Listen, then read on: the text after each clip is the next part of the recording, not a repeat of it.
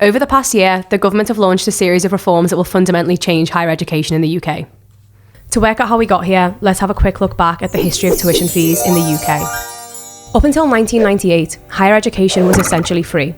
The state covered tuition and also had a generous programme of maintenance grants. However, in 1998, Tony Blair's Labour government passed the Teaching and Higher Education Act. This introduced universal tuition fees of £1,000 per year, payable upfront by students. In 2003, the Labour government proposed replacing this system with variable fees of up to £3,000, going back on manifesto promises they made in the 2001 general election. In January 2004, the Higher Education Act passed the vote in the House of Commons by a margin of just 5 votes. By July, it had passed into law. These changes came into effect for the academic year of 2006-07. Fees now tripled to a maximum of £3,000, and the system of income contingent student loans was introduced. The tuition fee cap rose with inflation over the next few years. The 2010 general election saw a coalition government of the Conservatives and the Liberal Democrats come into power, with David Cameron as the Prime Minister. In October of that year, the Brown Review recommended to Parliament that the cap on tuition fees be removed. The government's response was to triple fees again, setting the cap at £9,000, despite government manifesto promises to the contrary.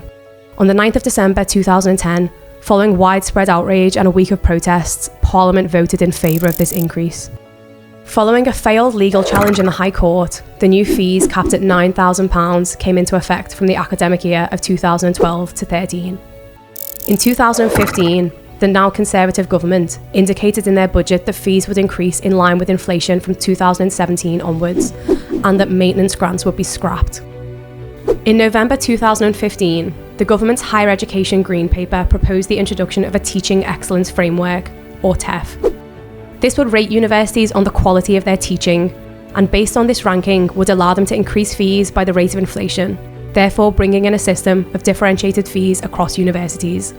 The Higher Education Bill, published in May 2016, formalised this plan.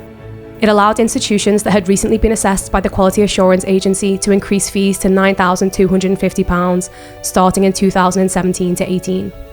However, the full extent of the proposals within the Higher Education Bill are much wider reaching. Within a few years, institutions rated highly by the TEF would be able to raise fees by much greater amounts, and even set different fees for different courses.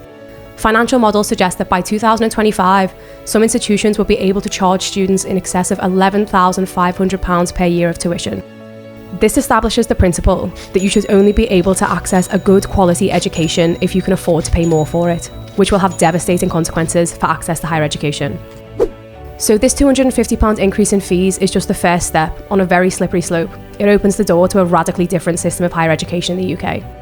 But, crucially, universities have been given the choice about whether or not they engage with the TEF or choose to opt out. In Oxford and nationally, we're fighting this as hard as we can. To join the fight, sign up to come with us to the NUS demo on the 19th of November, and follow OUSU for updates. Because honestly, how much can you afford to pay for higher education?